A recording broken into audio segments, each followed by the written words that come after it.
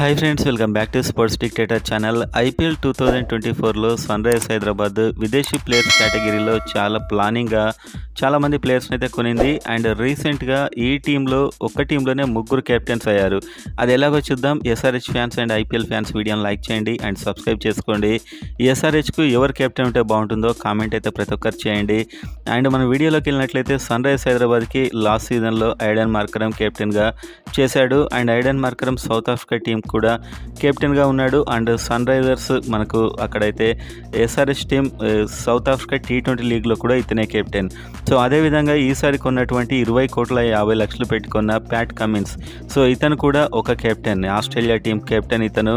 And ఇద్దరి మధ్యలో captaincy మారొచ్చు అనే ఊహాగానాలు కూడా ప్రజెంట్గా అయితే జరుగుతున్నాయి. అఫీషియల్గా దీని మీద ఎలాంటి అప్డేట్ అయితే రాలేదు. ఎందుకంటే 4 విదేశీ ప్లేయర్స్ ఆడించే లిమిట్లో ఒకవేళ ఐడెన్ మార్కరంకు ప్లేస్ కూడా దక్కపోవచ్చు ఒక్కొక్కసారి ఫామ్లో లేకపోతే. అండ్ ఇప్పుడు మీరు చూసినట్లయితే వనిందు హసరంగా శ్రీలంకకు సంబంధించినటువంటి మిస్టరీ స్పిన్నర్, ఒక ఆల్రౌండర్ ఇతను. సో ఇతన్ని శ్రీలంక T20కి కెప్టెన్గా ప్రకటించింది. వాళ్ళ నేషనల్ టీంకి ఇతను కెప్టెన్. సో ఇప్పుడు ఎస్ఆర్హెచ్ టీంలో ముగ్గురు కెప్టెన్స్ అయ్యారు. ఈ ముగ్గురు కూడా వాళ్ళ దేశాల తరపున కెప్టెన్సీ ఉండబోతున్నారు. అలాంటి ముగ్గురు ప్లేయర్స్ ఒకే టీంలో ఉండడం ఒక రికార్డ్ అనే చెప్పొచ్చు దాదాపు. సో అనుభవం అండ్ ఎక్స్పీరియన్స్కి అయితే ఈసారి డోకా లేదు. అండ్ T20 స్పెషలిస్టులు వీళ్ళందరూ. సో T20లో చాలా స్ట్రాంగ్ ఆడే ప్లేయర్స్ చాలామంది ఉన్నారు.